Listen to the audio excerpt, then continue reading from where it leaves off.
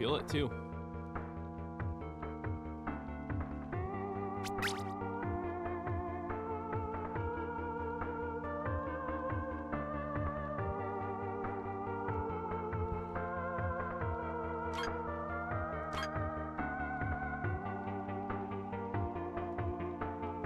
There you go.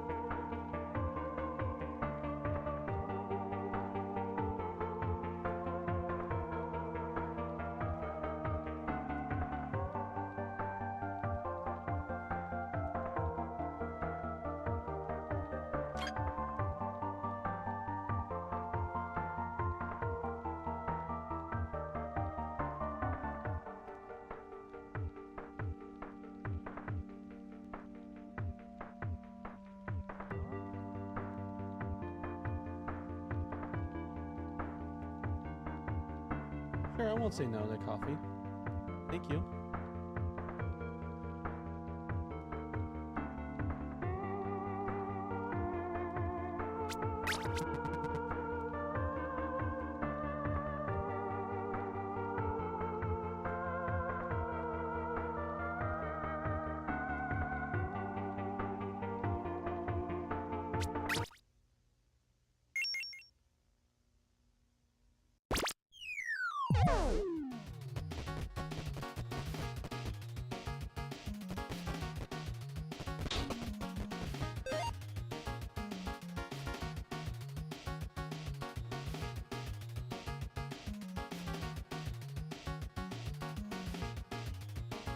Like you can open up Notepad, test it there, see if your copy is actually.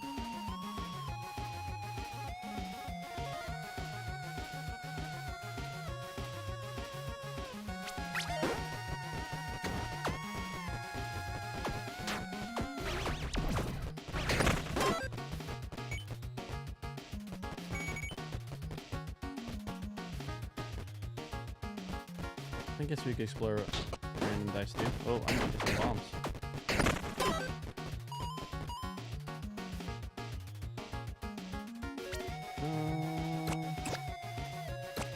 Here we go. 3 rolls upcoming rewards for next round. Rolling offer traits and trait selection. As the exchange trait with a random new trait. Oh, okay. That's what that does.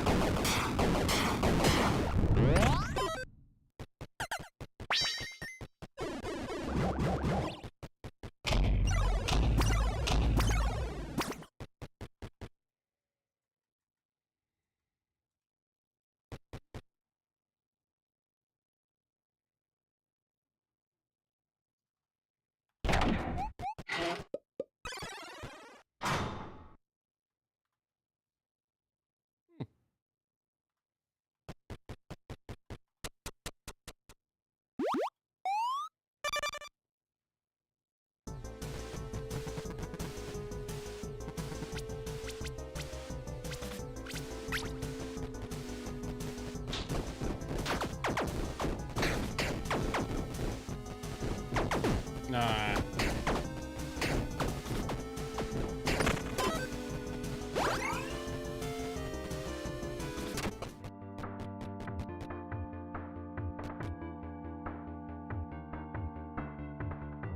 Right. Slime. Quick. Sticky goo.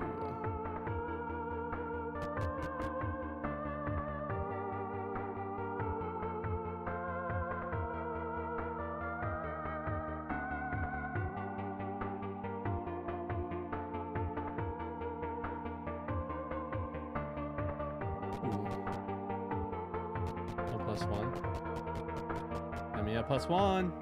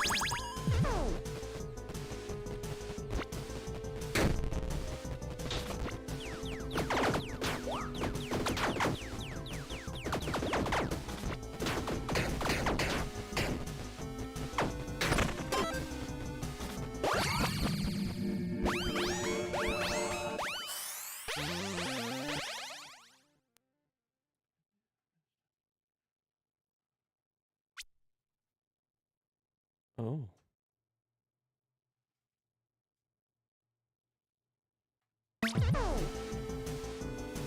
Okay.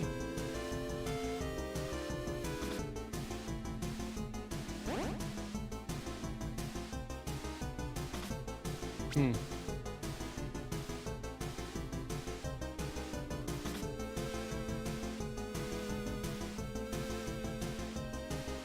You know, next time you're around Mikey, he can show you how he did it.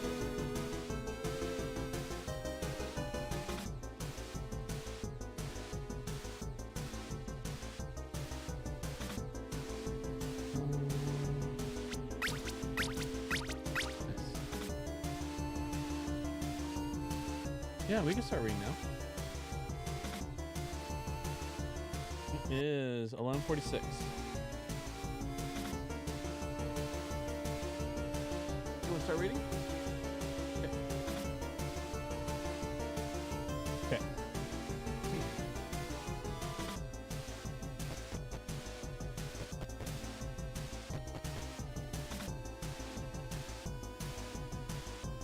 Ready? All right. Do you want this music to play in the background or nothing? Nothing? All right.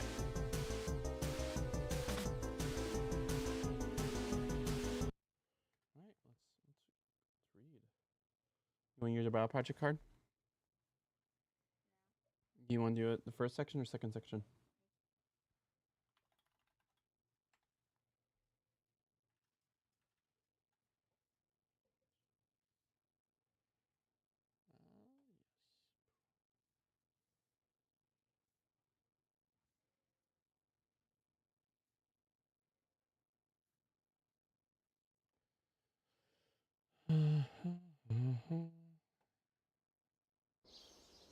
For thousands of years, every morning and evening, Jewish people have prayed these well-known words as a way of expressing their devotion to God. They're called the Shema.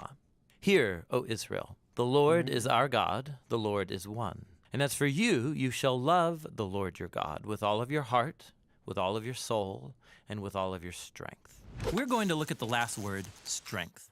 The Hebrew word is ma'od, and it occurs some 300 times in the scriptures, and it doesn't actually mean strength. There is a perfectly good word for strength in Hebrew, and ma'od is not it. In fact, the Shema is one of the only places in the whole Bible where ma'od is translated as strength. So what's up with that? The most common meaning of ma'od is very or much. It's what grammar nerds call an adverb, a word that comes alongside other words to augment their meaning. For example, in Genesis chapter 1, God looks at the world that he's made, and 6 times he calls it good. But then the climactic 7th time, he says it is ma'od good. That is, very good. Later in Genesis, in the story of Noah, the flood waters keep rising and they become ma'od powerful, or extremely powerful over the land. In the story of Cain and Abel, Cain wasn't just angry at his brother, he was ma'od angry. Or when Saul became the king of Israel, he was ma'od happy. So you can see why ma'od occurs hundreds of times in the Bible. It's a really common Hebrew word that intensifies the meaning of other words. Very this, or really that.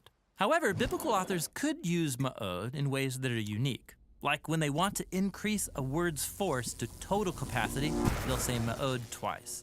So Jacob became ma'od wealthy with flocks and camels and donkeys and servants. Or the Israelite spies went to investigate the promised land and they say, the land we pass through is ma'od good. So it's pretty clear, ma'od doesn't mean strength in terms of muscle power, but rather very or much. So let's come back to the Shema, where people are called to love God with all of their heart, that is their will and affections, and with all of their soul, that is their whole life and physical being, and with all of their ma'od, that is with all of their muchness. And while that sounds kind of funny, you also kind of get it. If ma'od can intensify any word's meaning to total capacity, then this final thing that you use to love God isn't a thing at all. It's actually everything. Loving God with your ma'od means devoting every possibility, opportunity, and capacity that you have to honoring God and loving your neighbor as yourself. It's the most wide and expansive word in the Shema. Ma'od can refer to almost anything. Which raises one last and really fascinating point.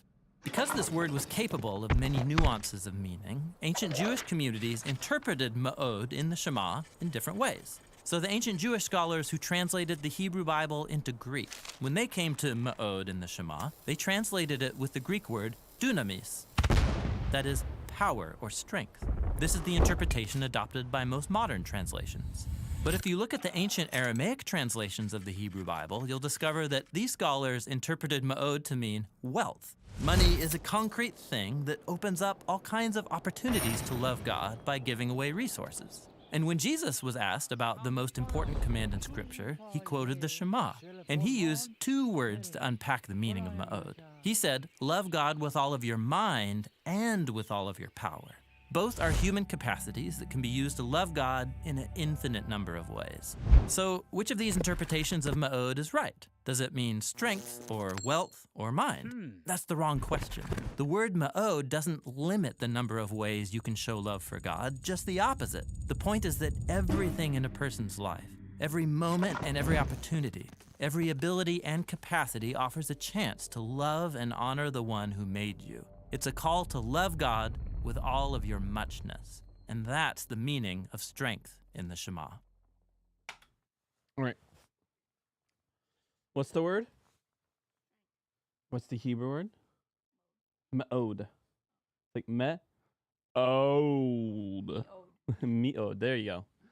And so Can you interpret it just strength? It's like, sure, but there could be more. What would you say ma'od? What do you think ma'od means? Everything!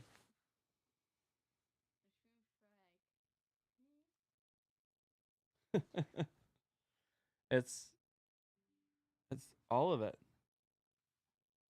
I guess the computer did not like that.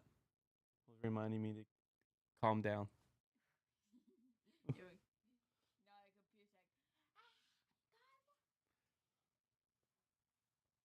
So when at the very so love the God with all of your heart, which is this is the last Shema. So we'll just do a quick recap. Just heart mean your atomical heart. In Hebrew, heart was like everything, right? Like your minds. Yeah, it's like what we think of mind is how the ancient Jewish community thought of heart. You thought with your heart, you plan with your heart, and you feel deeply with your heart. And then nefesh, what do you think nefesh is? Nefesh just like spirit wisp in our encased in our skin flesh? No, nefesh is the body, which usually can just mean throat, right? So when you say my nefesh thirst, I'm saying my throat. Yep, throat thirst. And now we'll say ma'od. So now we're saying we say ma'od heart. Yep, ma'od heart, ma'od nefesh flesh. So we dedicate it all to Yahweh, which also shows that we dedicate to also loving our neighbor. We make it our entire being to be. That's where we surprisingly, that's that weird thing where you have to lose it all to gain it all. When you make your life about that. All right, friend, you ready for? Okay.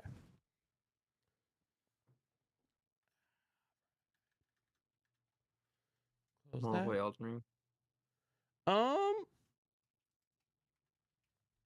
Yes. I did just start a run. So can I say next allotment? Yeah. Let's do that. Maybe Justin will be there. That'd be cool. He's not at work today, maybe. I will say he's probably sleeping. Because he was up all night. Because last night he said he just woke up. What's up?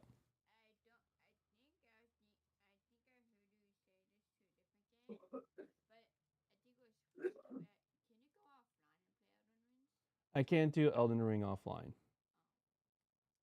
Why are you asking?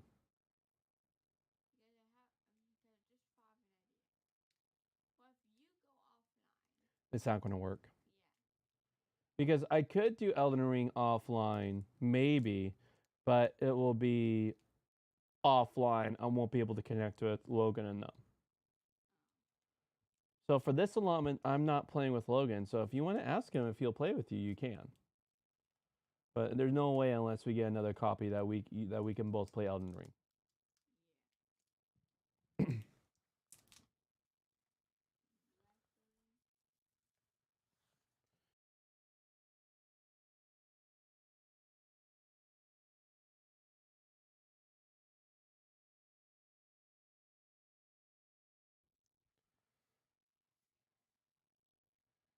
All right. Is this something where you're requesting that I be a very flexible one? Like you have a hard time being flexible right now? Do you really want to ask him? All right. Hey, Logan.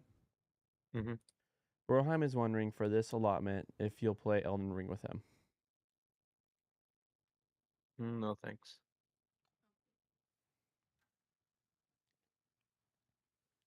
All right. We are in 1 Samuel.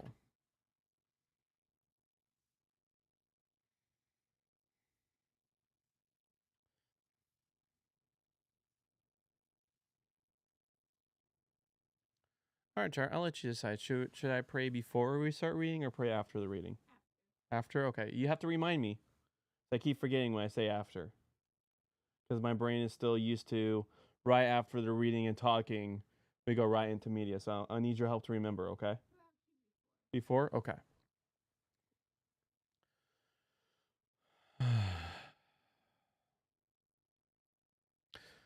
Jesus, as we prepare our hearts,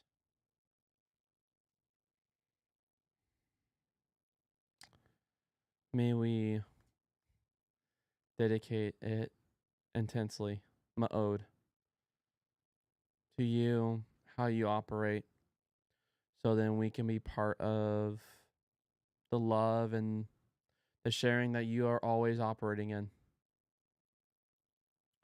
So as we read the writings of the ancients, please reveal to us what it means to them, and also what it means now in crazy, confusing 21st century. But even in the crazy confusion, we know you're good. You're Tov. You're Ma'od Tov. Amen.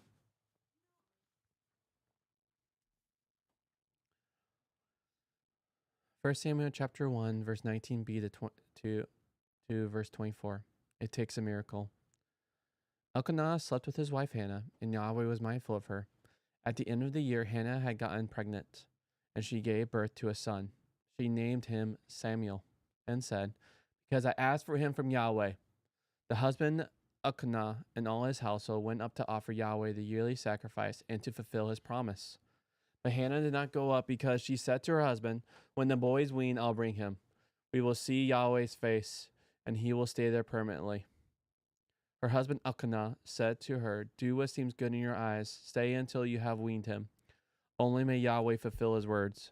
So the wife stayed and nursed her son until she had weaned him, and went up with him when she had weaned him, with a 3-year-old bull, 1 measure of flour, and a skin of wine. She brought him to Yahweh's house at Shiloh when he was a boy. So remember, she was deeply, deeply praying for a kid. Yahweh's fulfilled it. And so and part of that promise, though, she will dedicate him to Yahweh. And so right now she's weaning him. Do you know what that means? It means pretty much breastfeeding, growing him until he's old enough where he could have solid food. So it's like not until he's 3, until like he is fully like he could take solid food, he could live in the temple and be fully dedicated. He doesn't need his mom around. So she's getting him fully ready to bring to the temple so his life is dedicated towards Yahweh.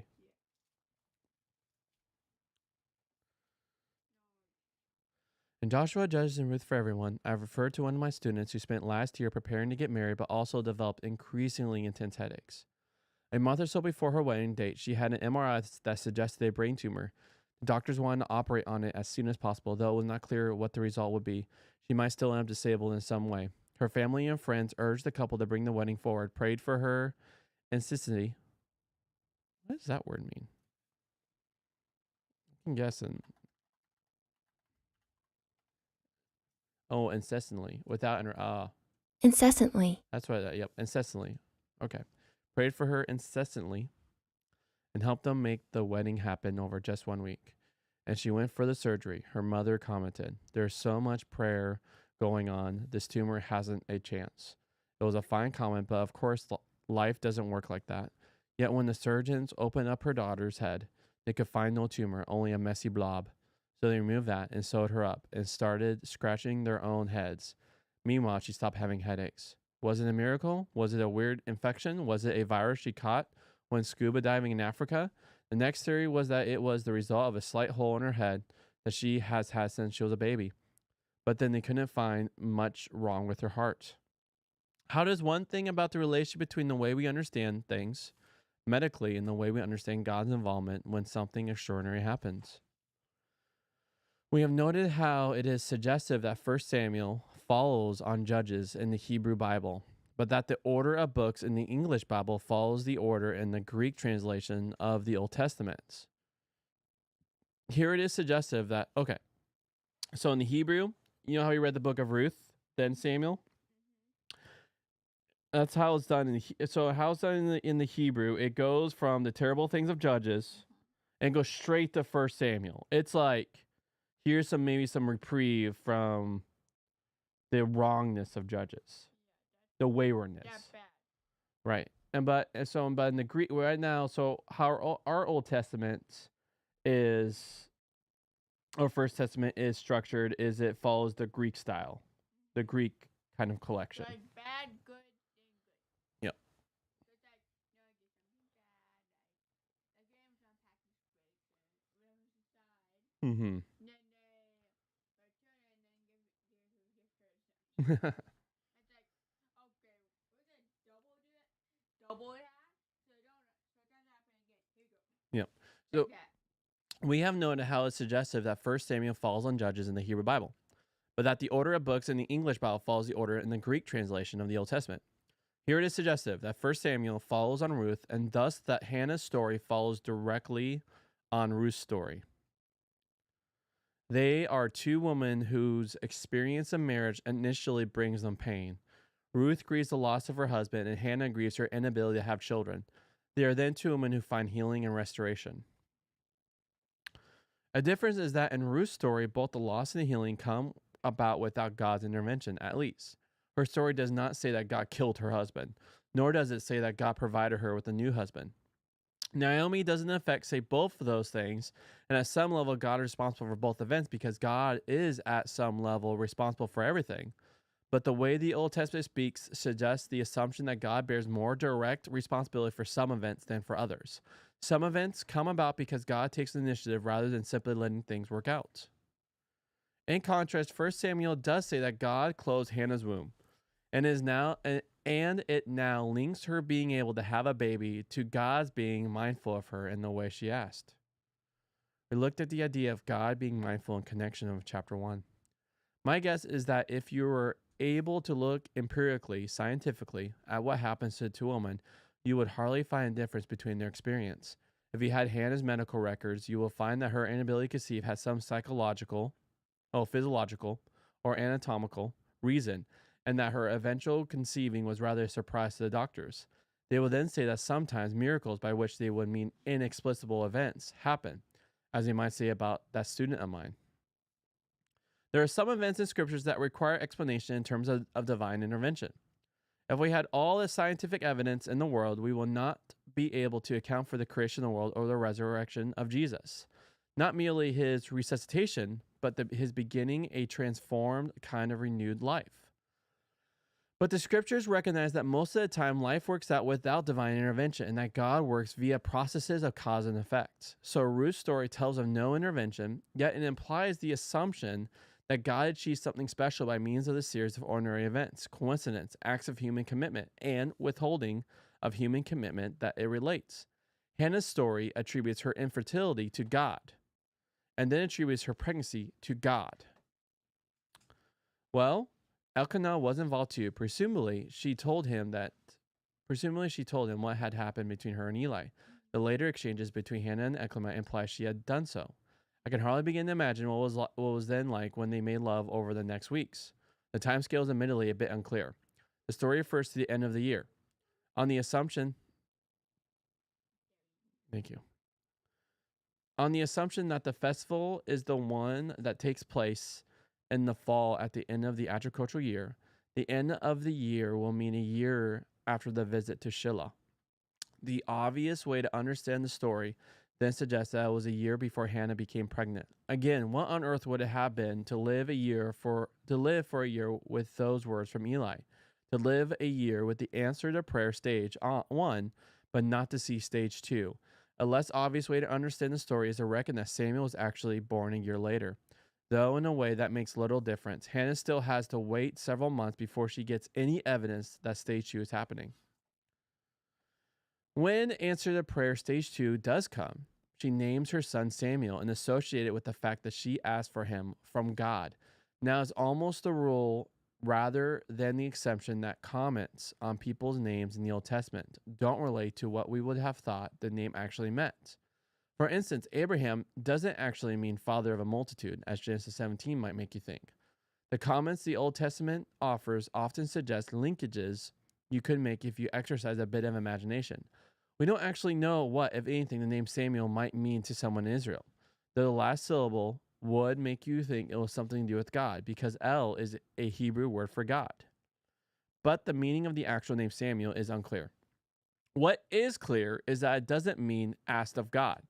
If there were a name that means asked, it is the name Saul. This is exactly what the name Saul means. Maybe Israelites would notice this as they listen to the story. And maybe they will make a link with the fact that Samuel's ministry will be one that issues in the designation of Saul as Israel's first king, the process that opens up the possibility of moving on from the enormities that characterize the stories in Judges when there was no king in Israel. In other words, Hannah's prayer is the one whose answer results in Saul. Presumably, the year Elkanah went up for the festival and Hannah stayed at home was yet another year later, when Samuel was a year old. And in the modern West, that would be old enough for him to have been weaned. But weaning happens much later in traditional societies.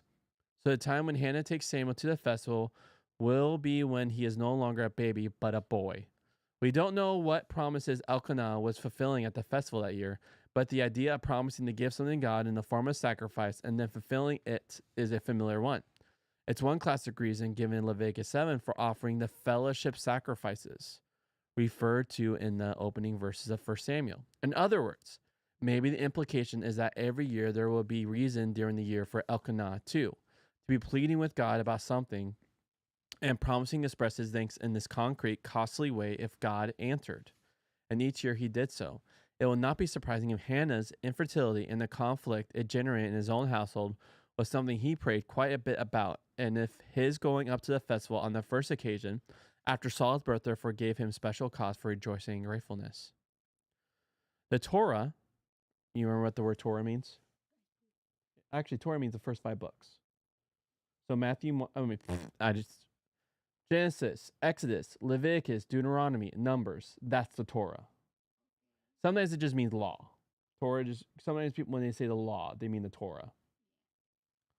The Torah speaks of the festivals as occasion when people go to appear before God, but Hannah uses a bolder expression. They are occasions when people go to see God. It's the same Hebrew verb, but a different form of it. No doubt she doesn't expect physically to see God. She is too wise a woman to reckon that God is boldly invisible. She will think of seeing God in not such a different way to the way Christians do when we speak of seeing God with the eyes of our hearts, as we might put it. Hannah knows that when you go to God's house, you really meet with God. All right, friend, we can start. Look at my time go. I'm definitely not speed running, so I forgot to pause the game.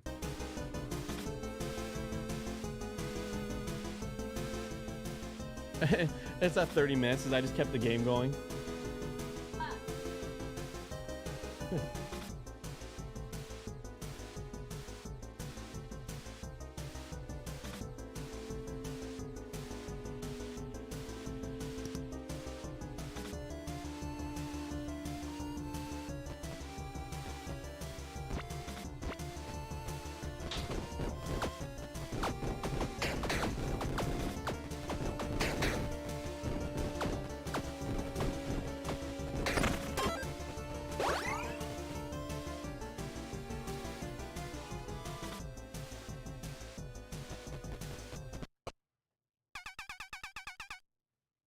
Who dares enter my lair?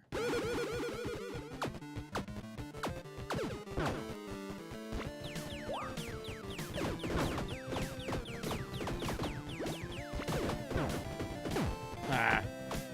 Humbug.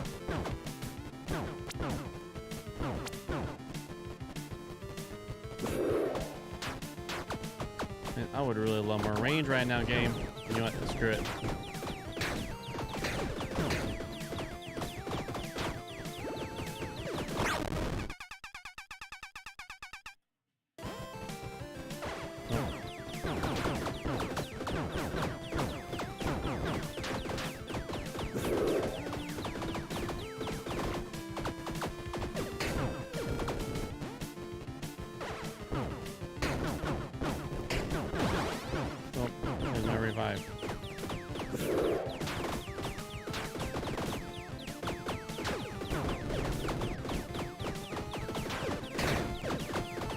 Ah! God, that was rough. Rough beans. Oh, I had a potion all along too. Such a silly goose. Where are you?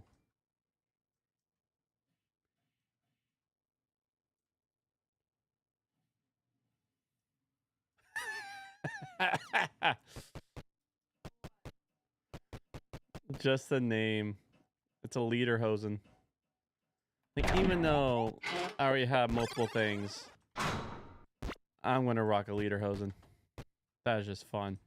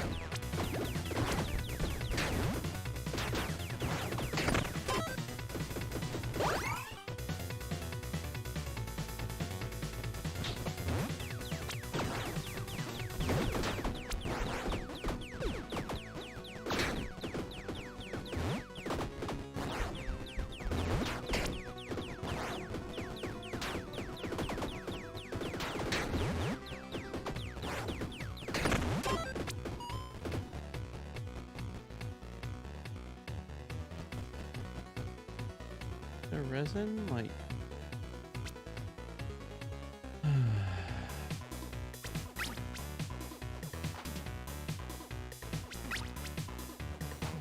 It's permanent, I think.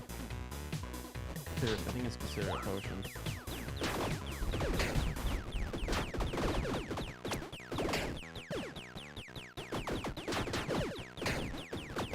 Ah! Humbug!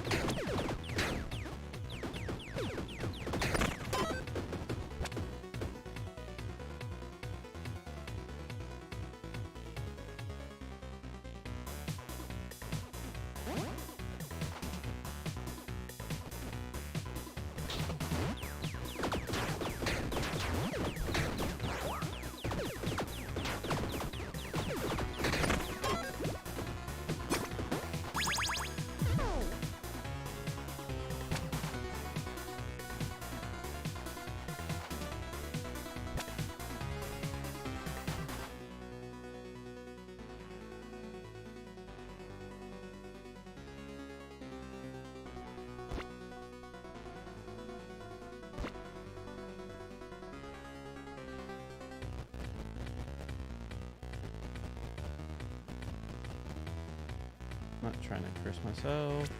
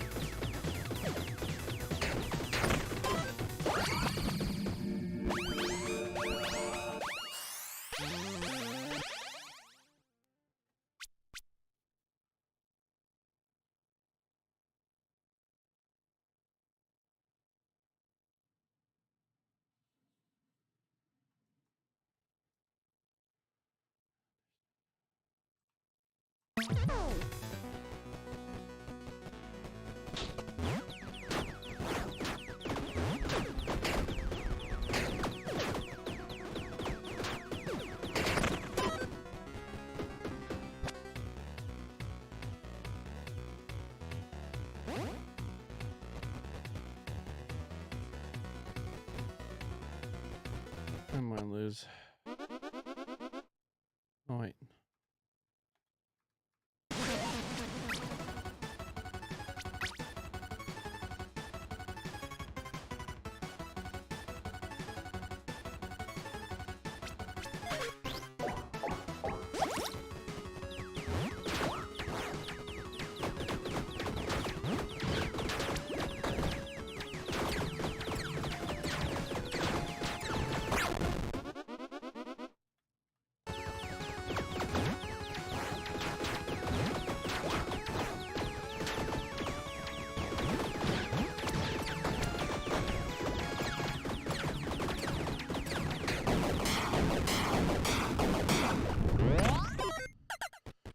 Oh.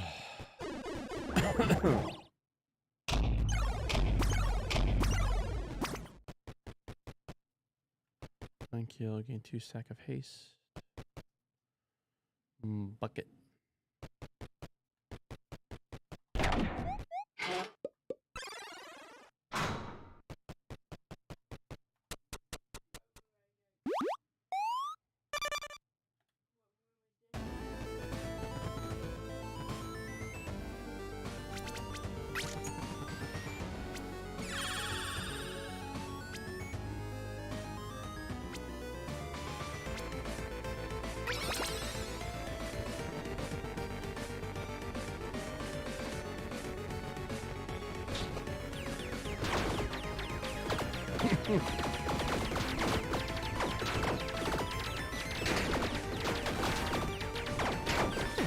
What? It got me.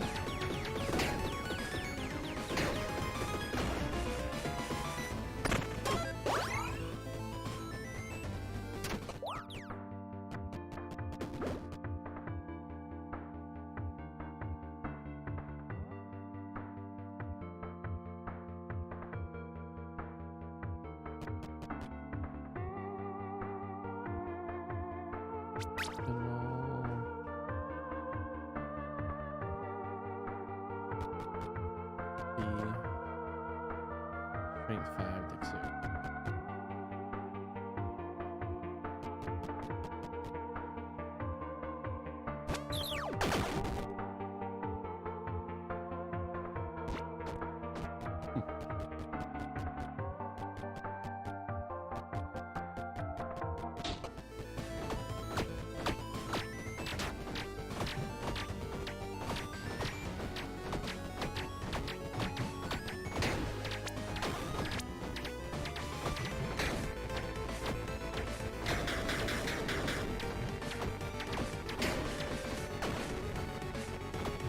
Leave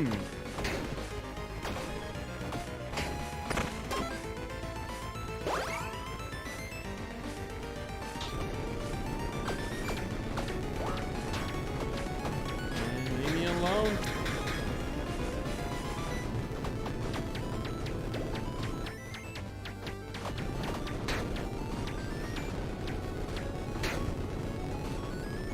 Yeah, they made things a lot harder than my first run. That's how it feels.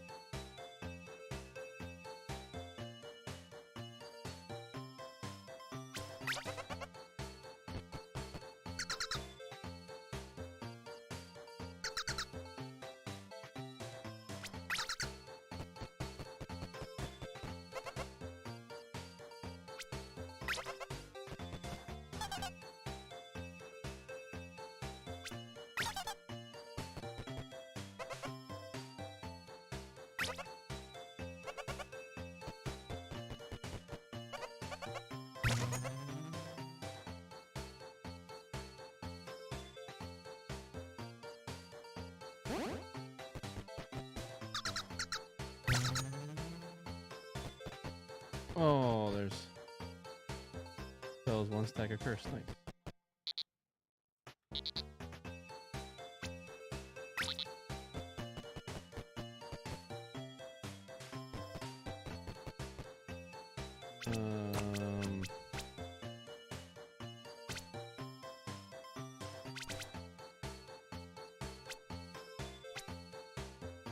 Those.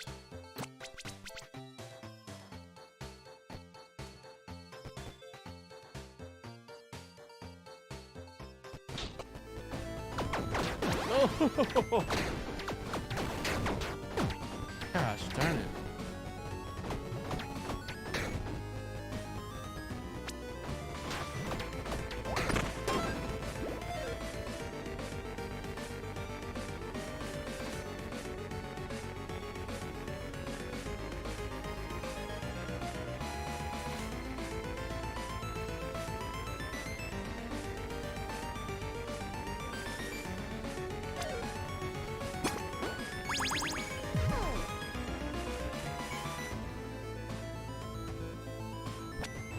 Huh.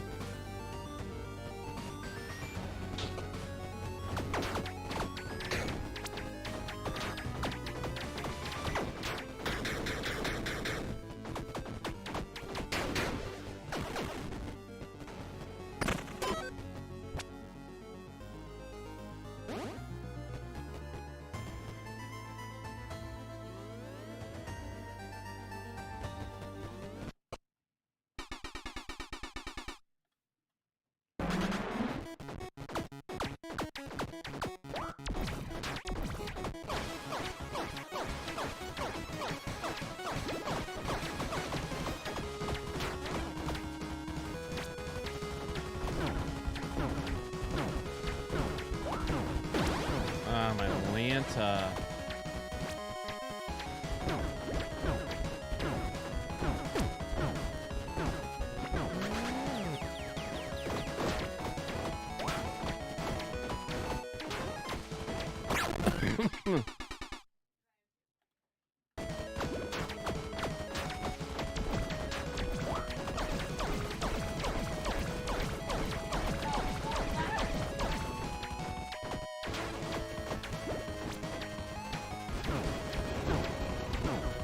Oh. All right.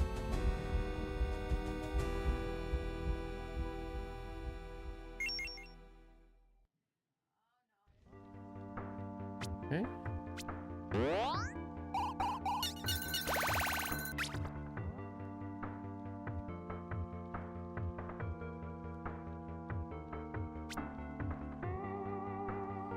right. Let's go here. Once per run, when you enter a floor without a key, you get a key. Enter a floor without gold, you gain gold. Once per run, when you enter a room without bombs. I like money.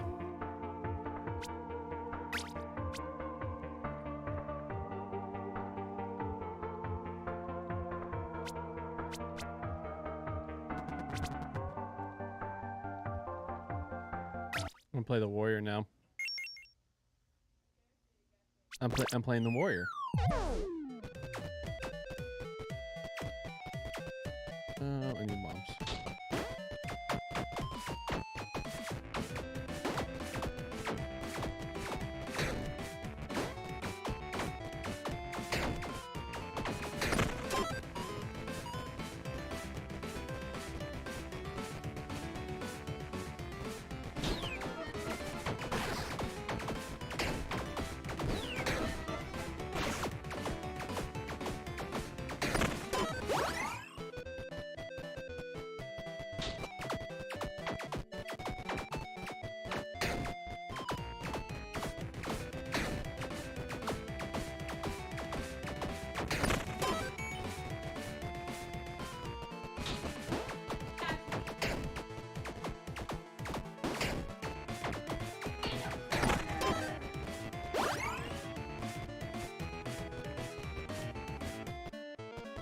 I'll get some more bombs.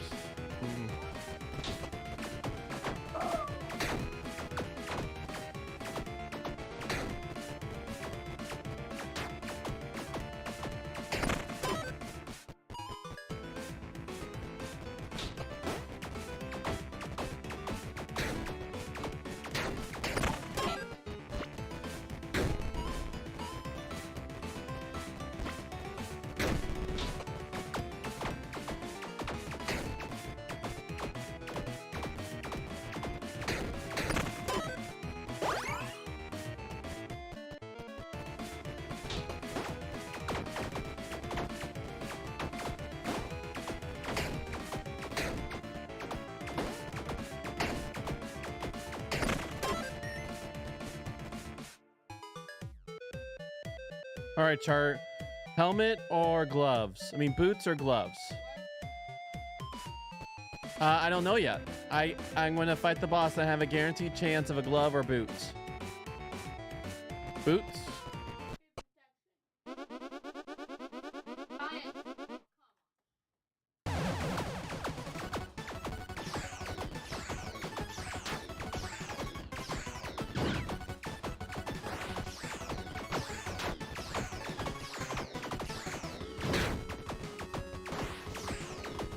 I mean, this is look floor 1.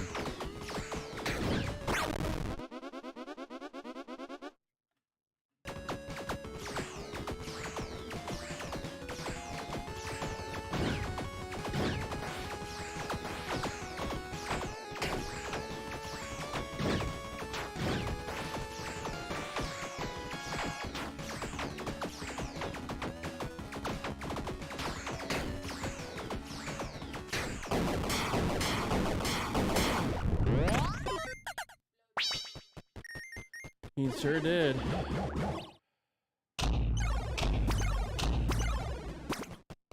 What is that? Grants percent luck chance hits. Evil deeds increase your alignment instead of decreasing it. Oh.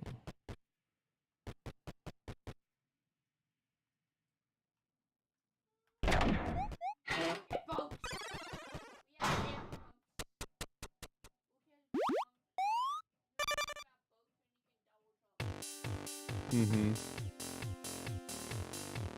Instrument name.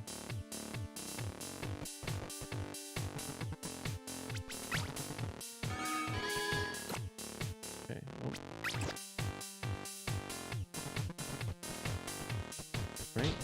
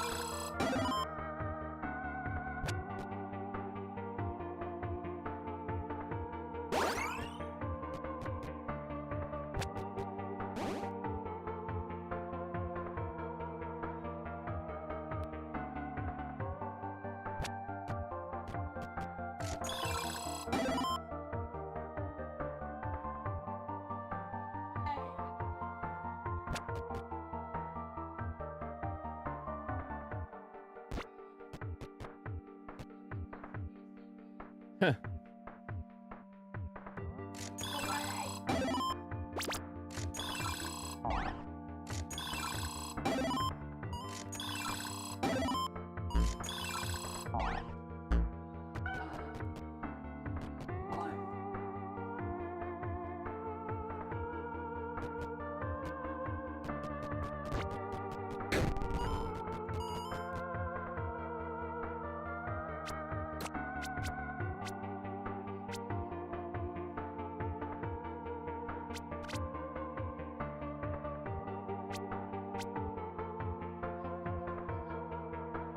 Oh god!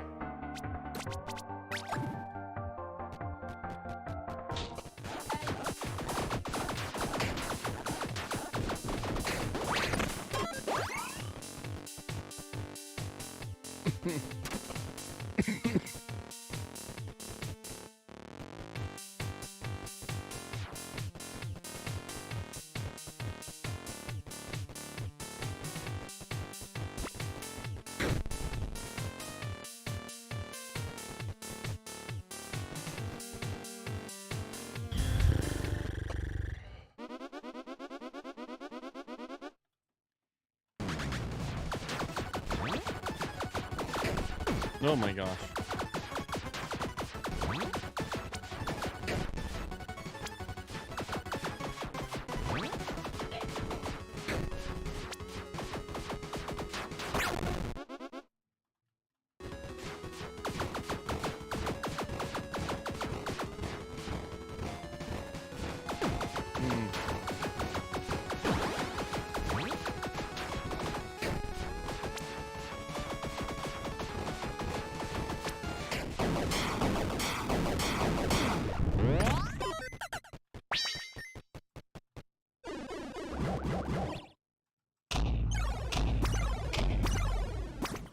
Ooh.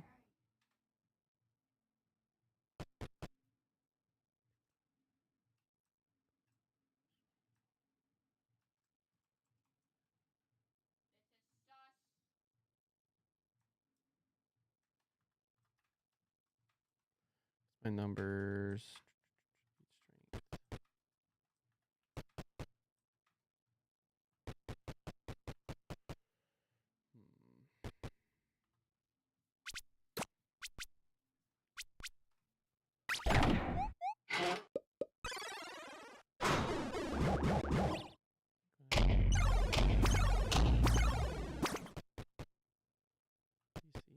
Oh. Far.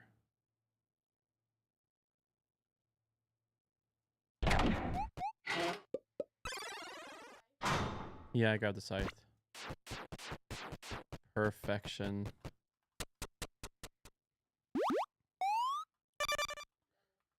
It's mostly. Sure.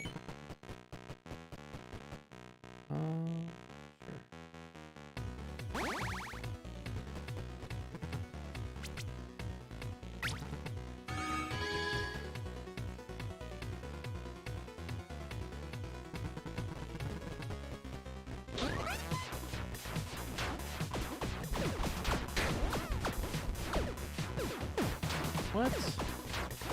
Just silly goose.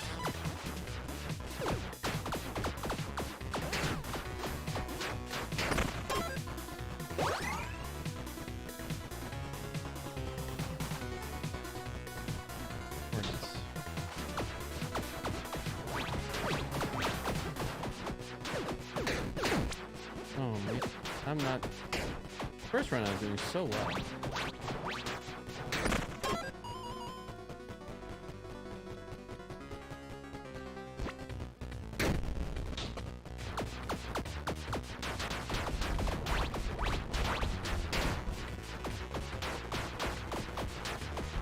I think I'm not stop being careful.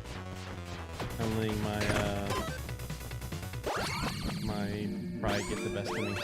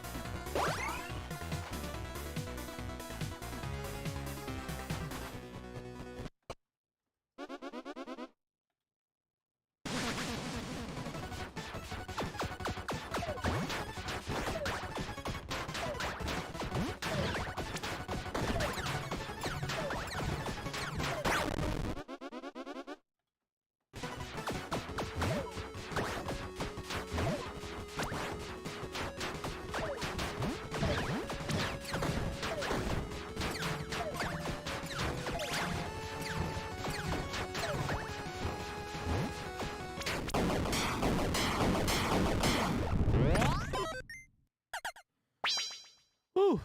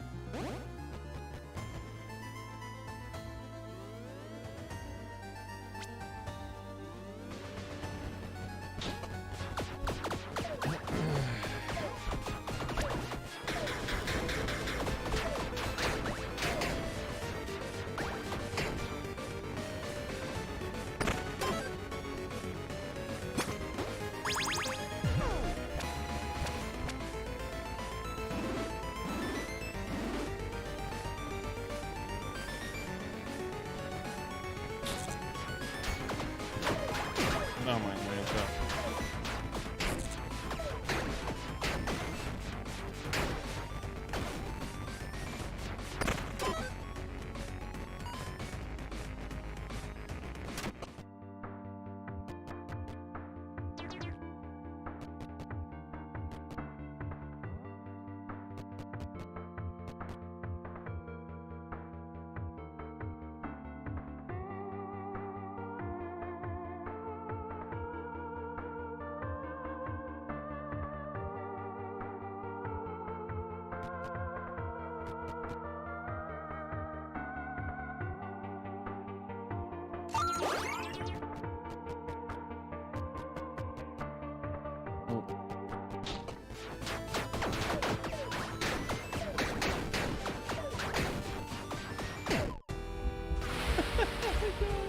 I'm not doing too hot.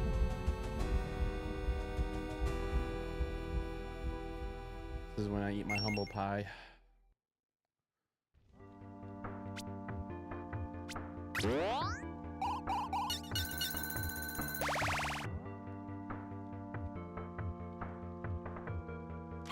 Ooh. Yeah.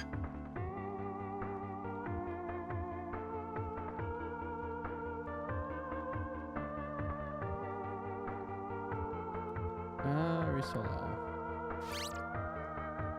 Look. Ooh. Read all this. Revive's nice. Alright, I'll be back. We're gonna dance.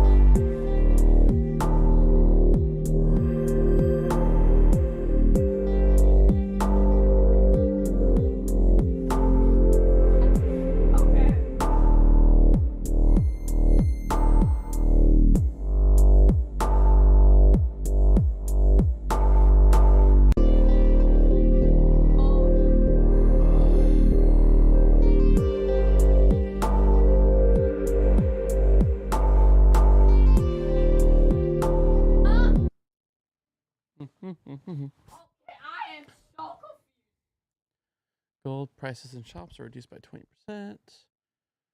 Doubles your health flask consumption speed.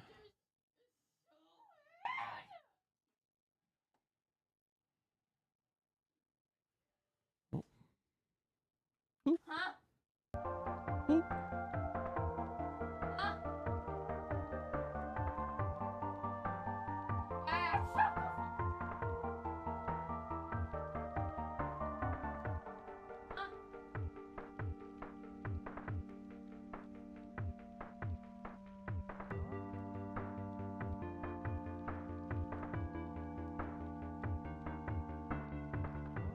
Oh.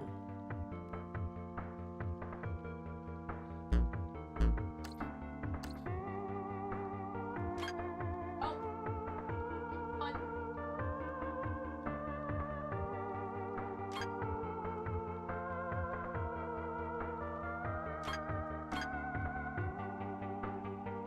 Huh?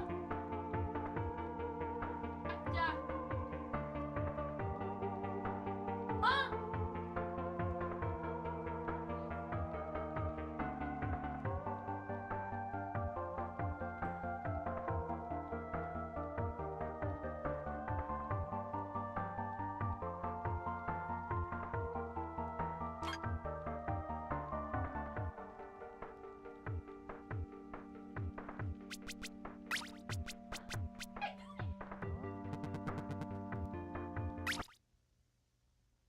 Ow. Ah. Don't have any bombs.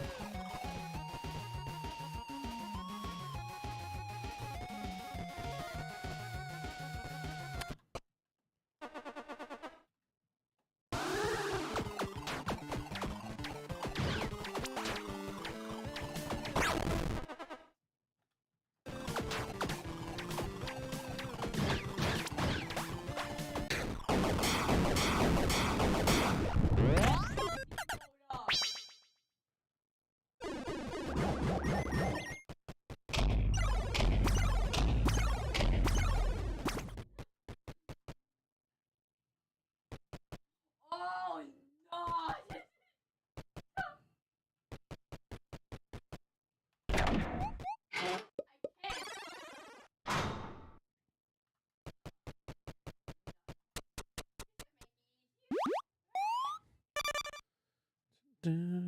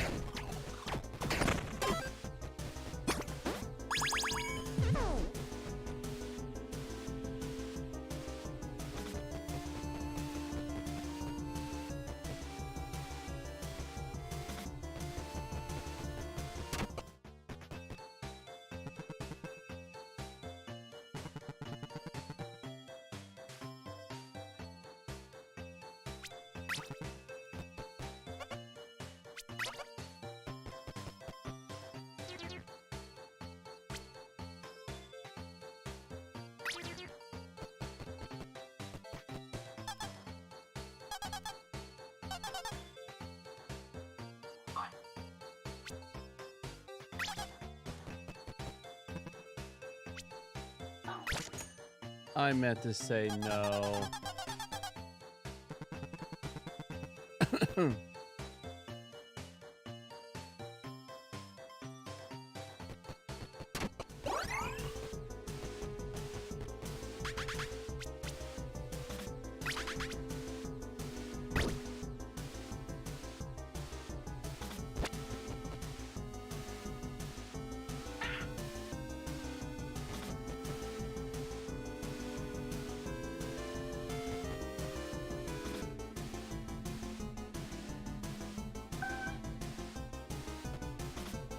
Mistakes made.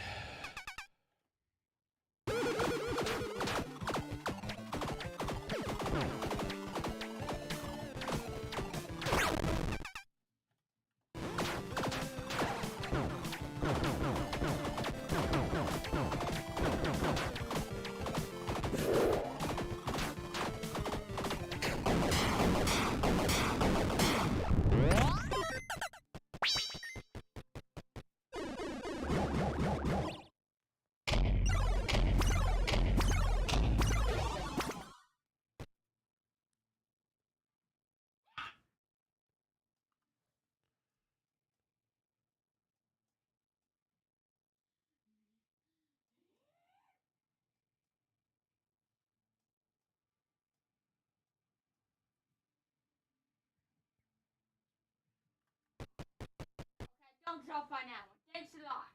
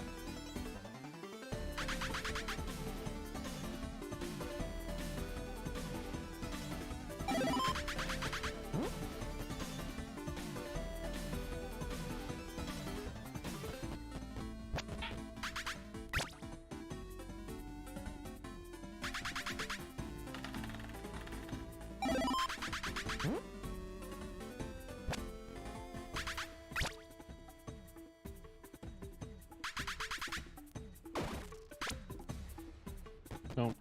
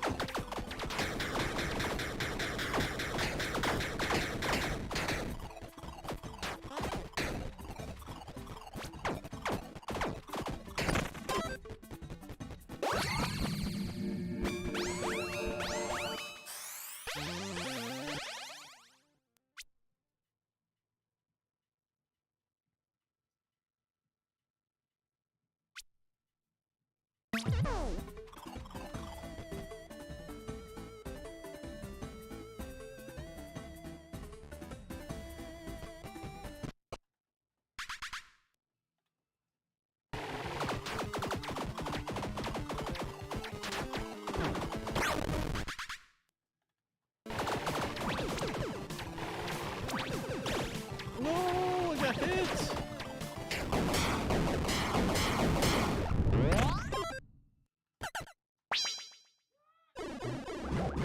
Here's what it is. Ooh.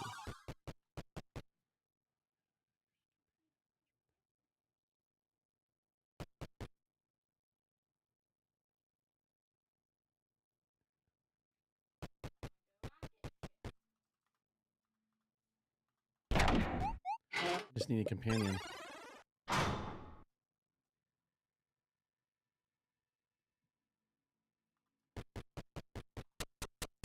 All right, game, give me a companion.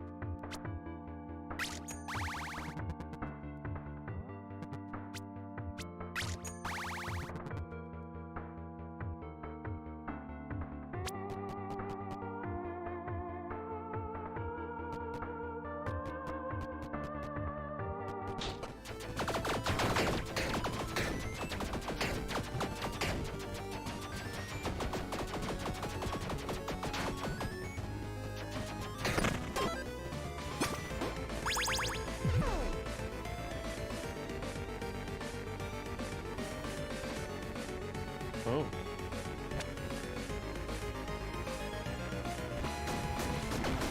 Let's try it.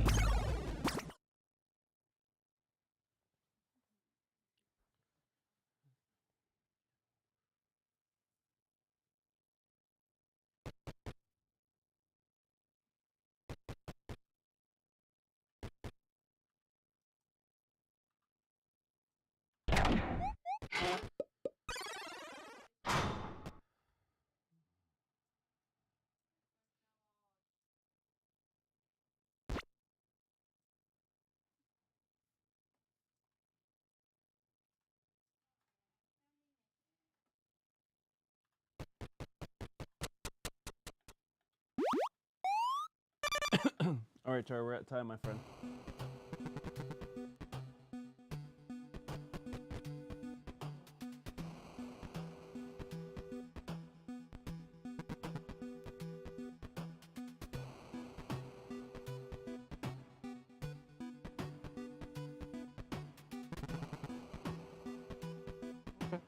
Sounds good to me.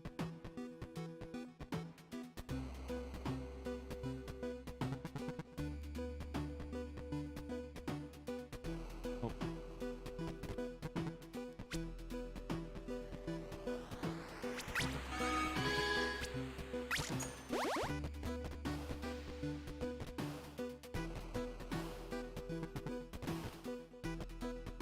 I'm good on bombs.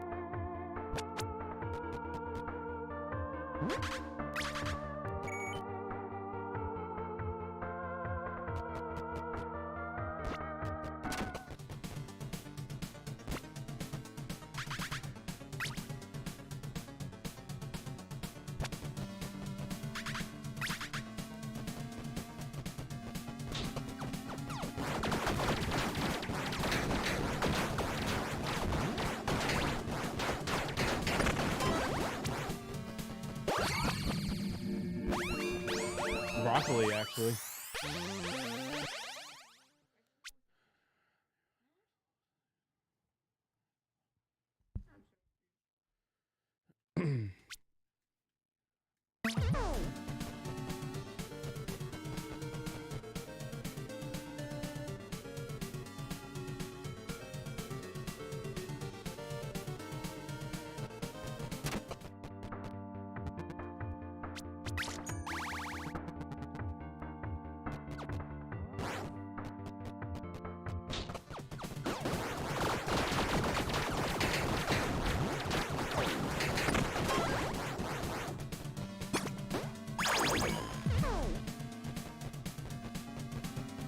Mm-hmm.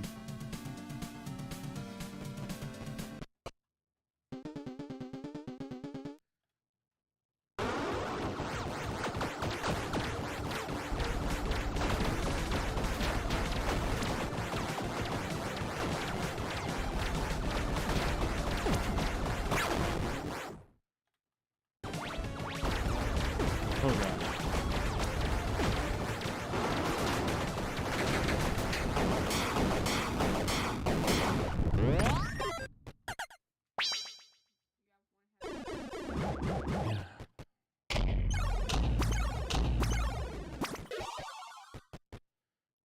Crush on the flex crushing debuffs enemies take damage from you. Ooh.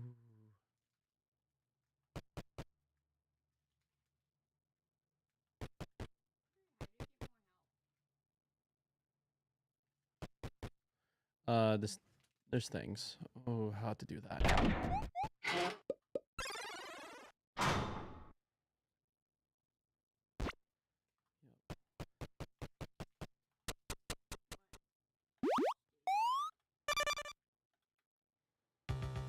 So,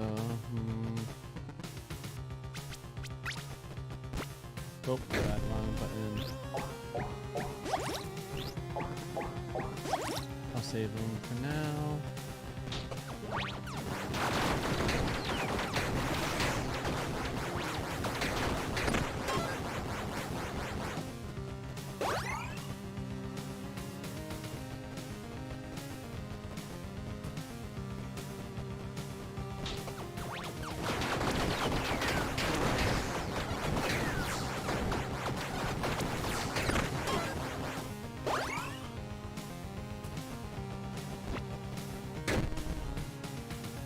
For that, walking in.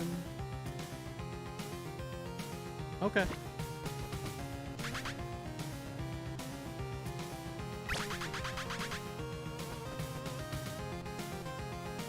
Ooh.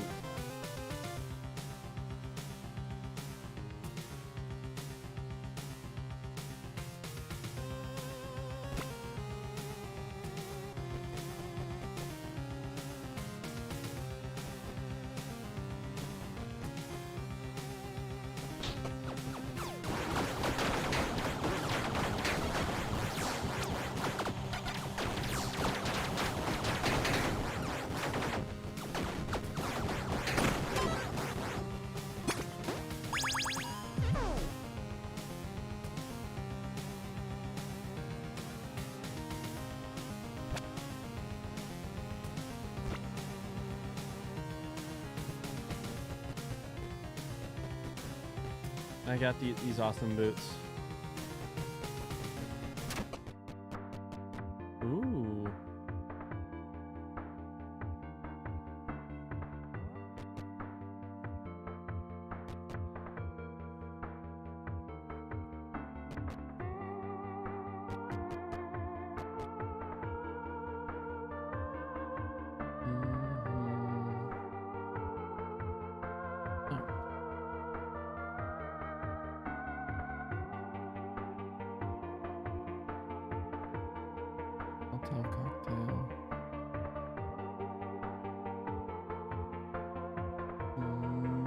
Nah, it just does thrusting damage. I'm looking for... I am doing like an elemental damage build. What does that ring do? Oh yeah, magic fine.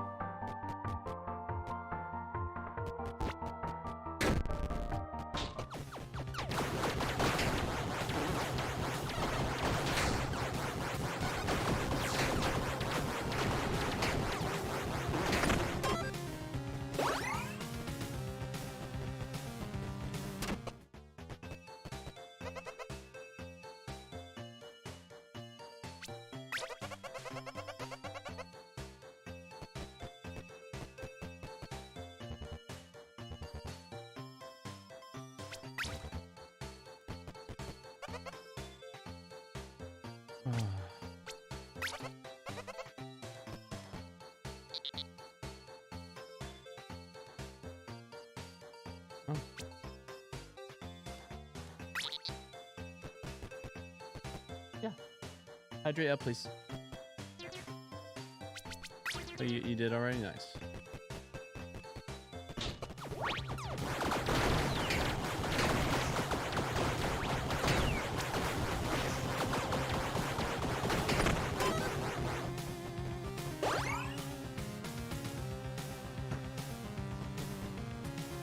Finally.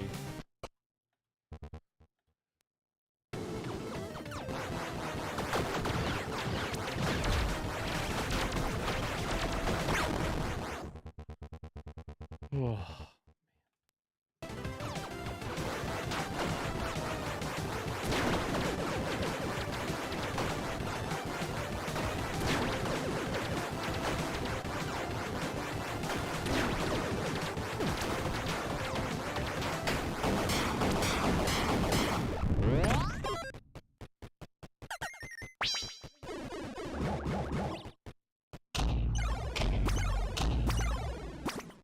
Finally get a companion. Summon a short companion.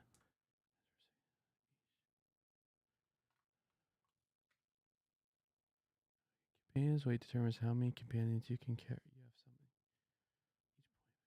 You have summon a jellyfish companion.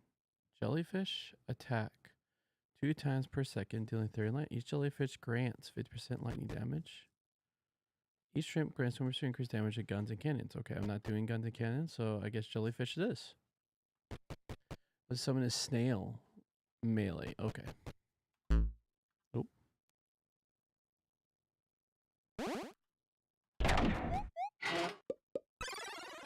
I see. So. Oh.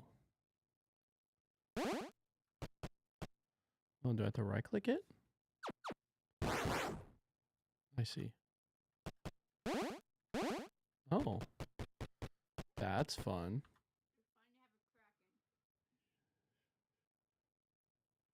Next 2 times.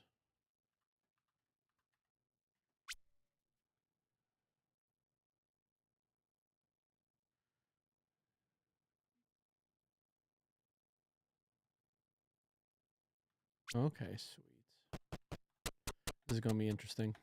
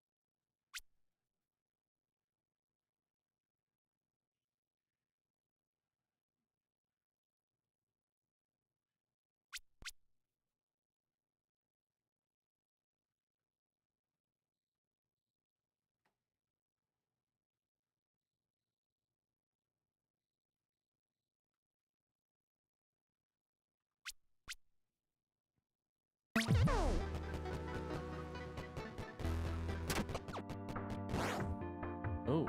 Oh.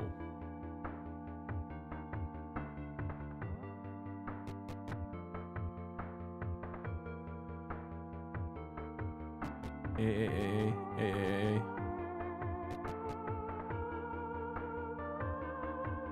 Very far.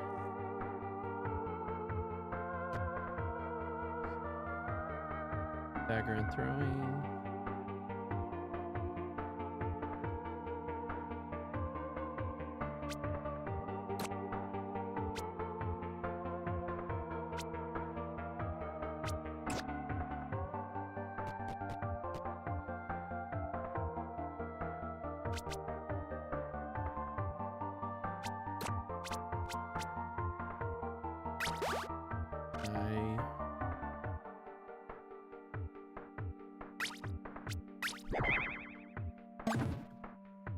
Welcome swagger. Sweet. Very far. 6.8, 6.87. 93, 147, 193, 644. Actually, this is just better because it has more attack speed. Actually, it has more top and yep, it's better.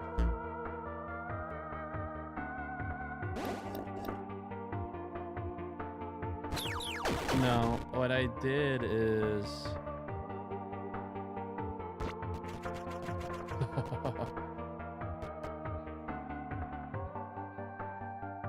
alright, let me equip that so I can equip that again.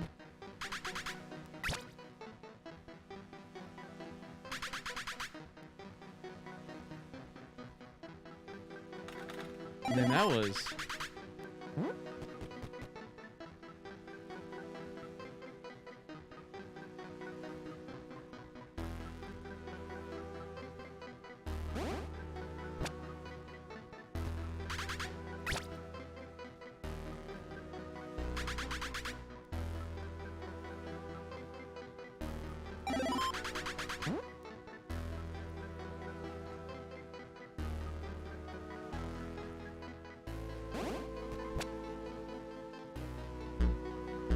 oh, it's treasure. Worth at least 1 gold.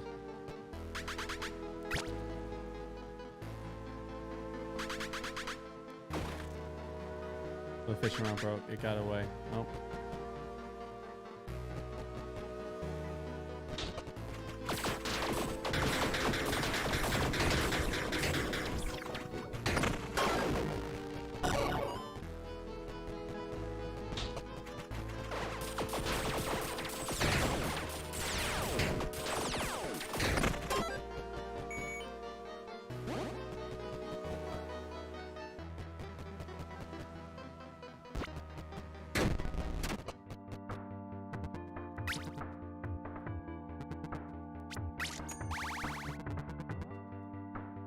Now it's level 3. Oh. Set items. I got 1 key. All right.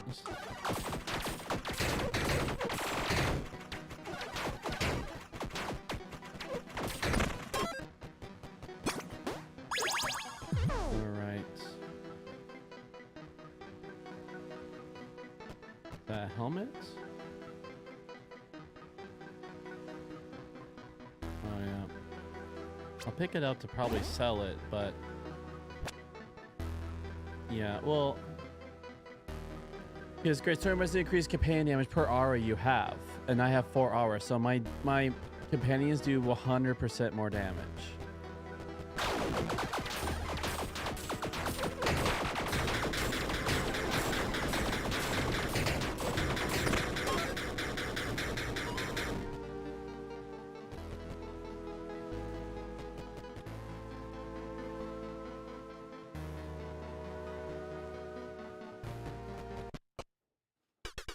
Brings you down to this deep dark.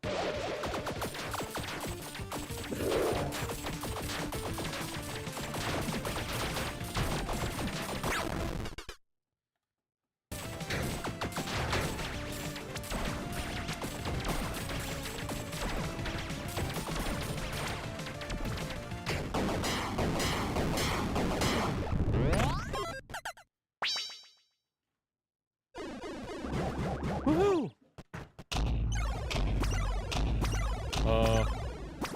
What are you? Grants 2 spear work. What? Oh, this is two-hander. Darn it. Space War attack 4 times per second, dealing melee damage each. Stamina surge is permanent. Well, this is an offhander, so what it does, Char, is since I have a two-hander, I can't use the offhanded thing, so I won't get the companions.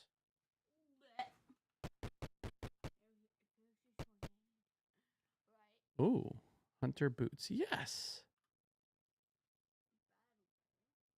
Oh wait, I don't have the other. Darn it. Oh wait. Oh, those are just rubber boots. I don't have any of the other stuff. Let's use this.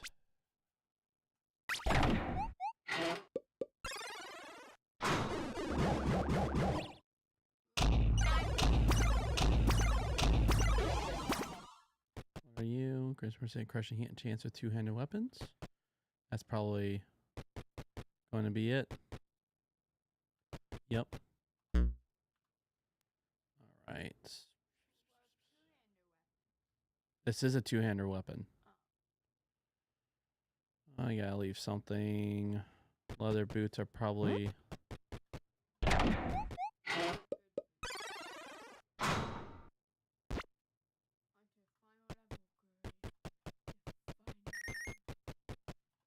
Mm-hmm.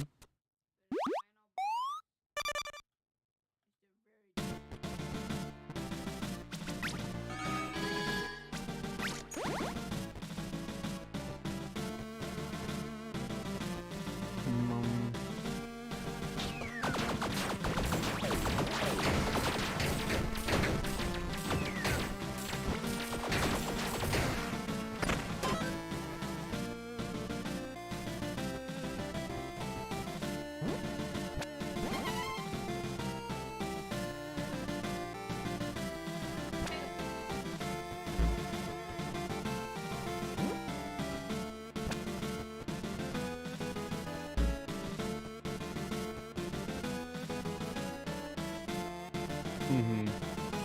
Yeah, it does look like taters.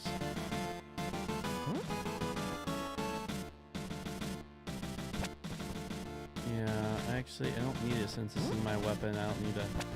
Alright, I'll just keep the treasure, I guess. I guess. Got a key. Alright.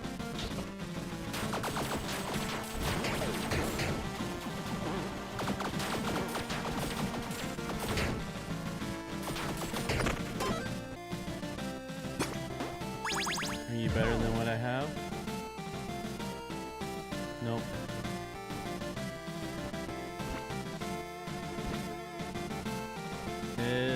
I bet. Alright. Put on rock armor. I'll just have that. See if I could sell. Oh man.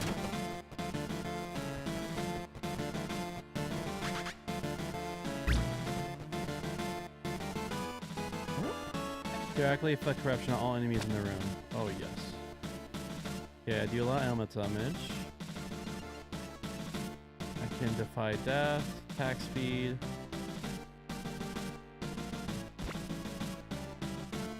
Oh, I've already like it will. If I die, it'll automatically apply.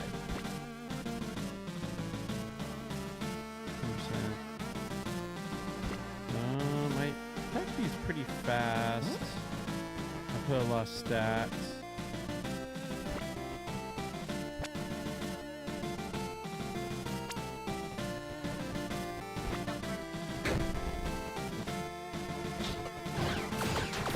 I can't. I don't have a key.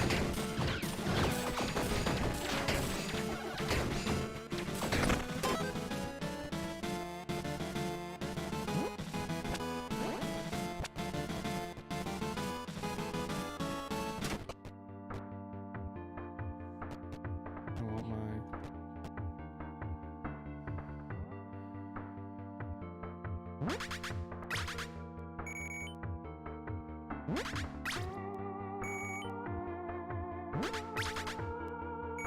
Oh, it's good. It's all great stuff. It just, I have better stuff more for my build right now.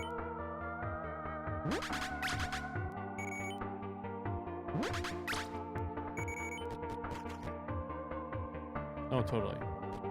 Chop. Oh, yes. I can finally... Oh, wait. Okay, gain full stack speed boost. Damage, but also reduce damage by 10%.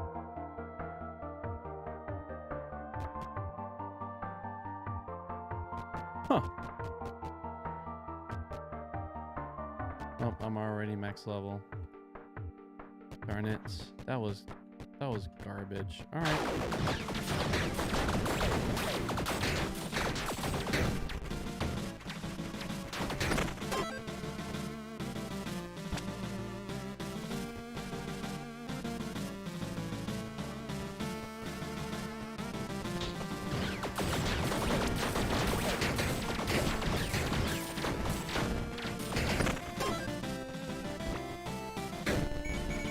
I bomb it.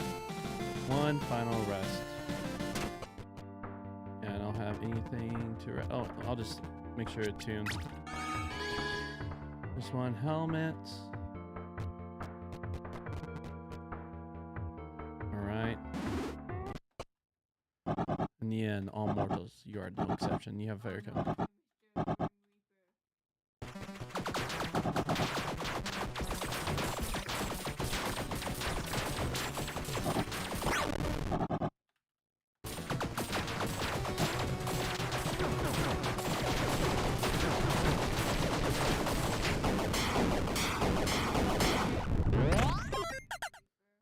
Oh.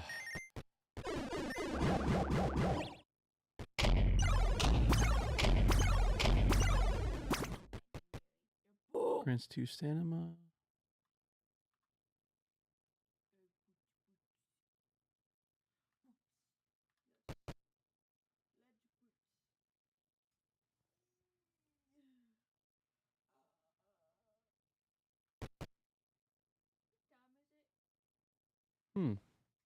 It is 147.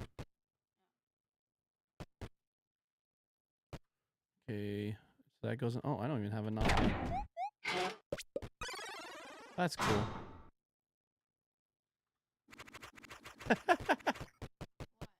just funny.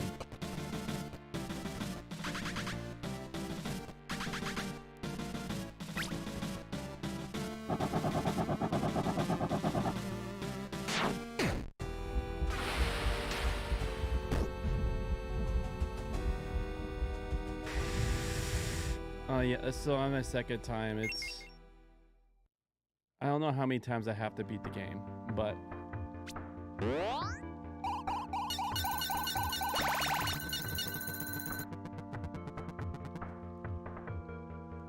a little further probably. Let's do it again. What's this?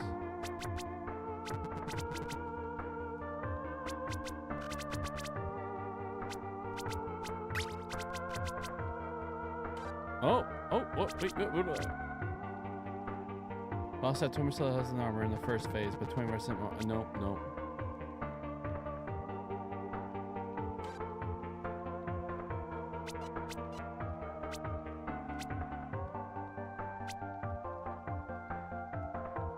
I don't know what this is.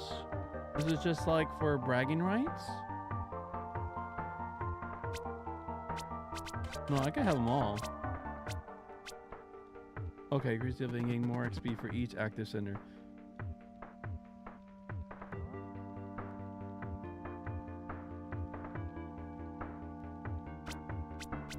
I see.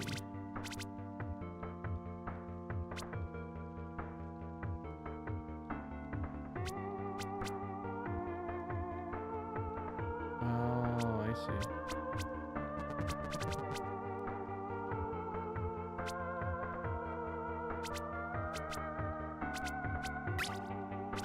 Yeah, you want to read? Wait 1 second here. This towards the game agreement. Not available for pickup yet, so. All right, let me, Logan, you still there?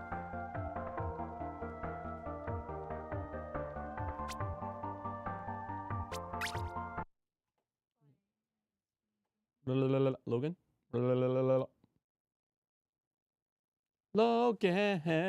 Scream it. Logan. Scream it. Logan. Logan. Logan. Logan. Logan. Logan.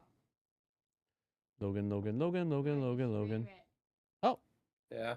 Oh. We're right. We're about to read for next allotment. I was seeing if you want to do that Elden Rings. Sure. Let's do it. Sweet. All right. Let me hit this.